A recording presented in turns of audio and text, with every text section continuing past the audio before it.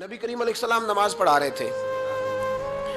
जोर की नमाज थी, असर की नमाज थी। सही मुस्लिम में मौजूद है। हजरत अबू हुरैरा फरमाते हैं नमाज पढ़ाते पढ़ाते नबी पाक ने कदम आगे किया।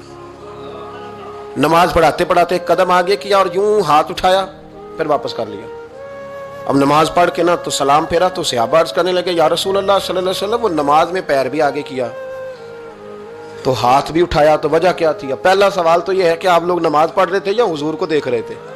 तो सहाबा तो पहले ही बताते हैं कि भाई हम तो पहली साफ में नमाज इसलिए पढ़ते थे कि नमाज भी होती रहती थी और चुपके चुपके महबूब की दीद भी होती रहती थी। हुजूर से पूछा, या रसूल अल्लाह, वो नमाज पढ़ते पढ़ते कदम आगे बढ़ाया आपने तो फिर पीछे कर लिया, क्या था?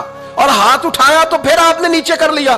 तो नबी करीम फरमाने लगे, नमाज पढ़ाते पढ़ाते जब मैंने कहा ना समी अल्लाहु लिमन हमीदा, अचानक मेरी नजर उठी तो जन्नत में चली गई। नजर उठी तो जन्नत में, तेरे लिए 2-4 कदम अर्श बरी है। तो महबूब फरमाते हैं जब मेरी ऊपर नजर गई ना तो मैंने देखा कि अंगूरों का एक खोशा लटक रहा है जन्नत में। तो मैंने हाथ बढ़ाया कि तोड़ लूं।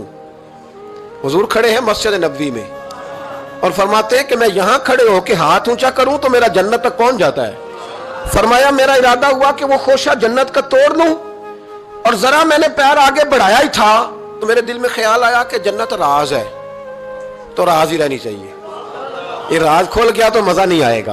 तो मैंने फिर वो हाथ वापस कर लिया। सहाबा कहते हैं जब नबी करीम ने ये बयान किया तो हमारे चेहरे ने तजस्सुस से खेल उठे।